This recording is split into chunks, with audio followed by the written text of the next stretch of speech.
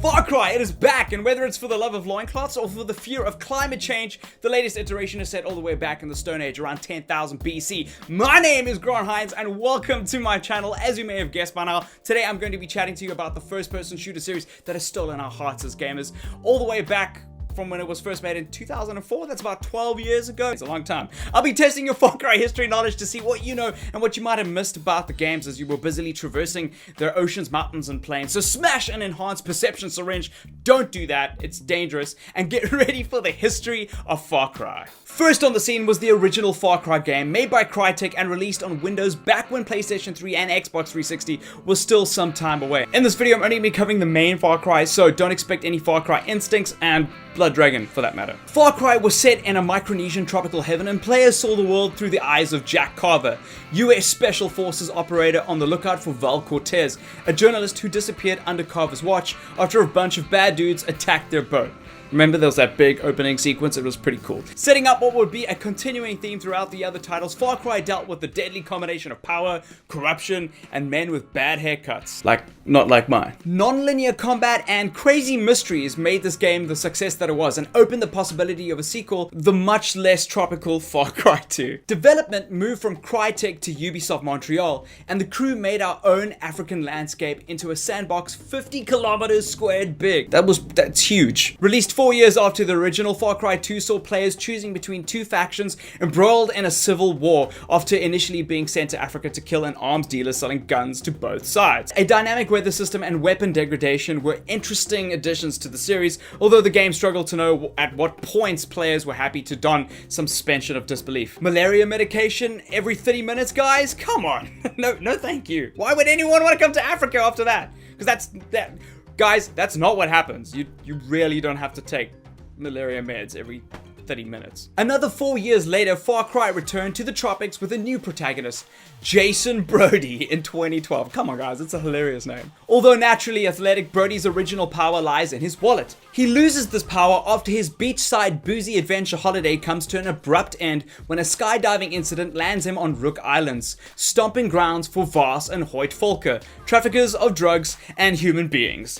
These are people you don't want to mess with. Brody is a quick learner though, as I think most of us would have to be in a situation just like him. Sporting a multiplayer like the first two games in the series, Far Cry 3 also introduced a co-op story mode taking place 6 months before Brody and his ill-fated gang ever found out where their college party favors came from. Just like Far Cry 2 improved on the original title's weapon selection, so did Far Cry 3's weapons gain an edge on its predecessor. Players were now given bows, and with this apparently came some kind of hidden power of invincibility. At least that's the only explanation I can have, because what reasonable player would choose to fend off a pouncing tiger with a recursive bow over an SMG? Then again, I'd gladly take on a tiger if it meant avoiding Far Cry 4's honey badgers.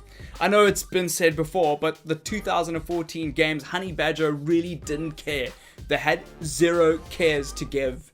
I'm using care for another word. What they did have to give was terror. Terror that struck deep in your heart as you turned from their signature grunting noises and ran straight into an eagle with eyesight so poor it mistook you for a deer. Actually, their eyesight may be fine and they just don't like you.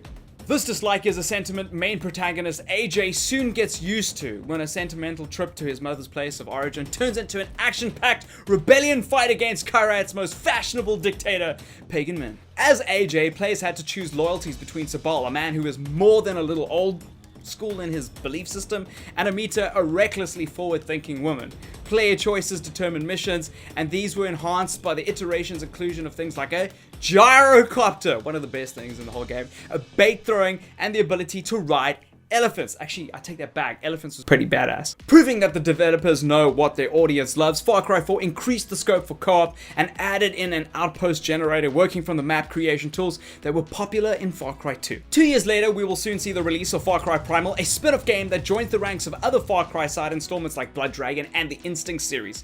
Its marketing as a separate from the main Far Cry series has let the developers take some of the risks that I mentioned earlier, like being set over 20,000 years before the first Far firearm was invented in China during the 13th century AD. That's not to say that Primal will be free from weapons. The game will feature a good variety of makeshift weapons, putting players in touch with their ancestral roots through the use of a bow, a spear, a knife, and a club. Speaking of ancestors, the game's characters will make use of variations of Proto-Indo-European, the language linguists believe humans living in Eurasia spoke around that time, giving linguistics graduates the world over hope for job security. Ubisoft consulted linguists in the US for help in creating in-game dialects and dialogues. Ay duenos, that's Proto-Indo for isn't that the best thing that you've ever heard? But more directly translates as that good. Go figure. On that note, it's time to try and pronounce the nearly impossible ritzz. That is Proto-Indo for farewell. Thank you for watching. If you'd like to see more of these, check out the cards at the top right hand corner of this video. You'll see links to where you can pre-order the game. Remember to smash that like button. It means a lot to us YouTubers that you do that. And comment below, which was your favorite Far Cry title? I want to know. I quite like Far Cry 3. That's kind of my opinion. Hopefully you guys have learned something more about the series, but you can also put any cool Far Cry history facts that I might have missed in the comments below. It's all in good fun. I'll also be making some more Far Cry content soon, so keep checking in. I'm so excited for Far Cry Primal. Woo! Yeah.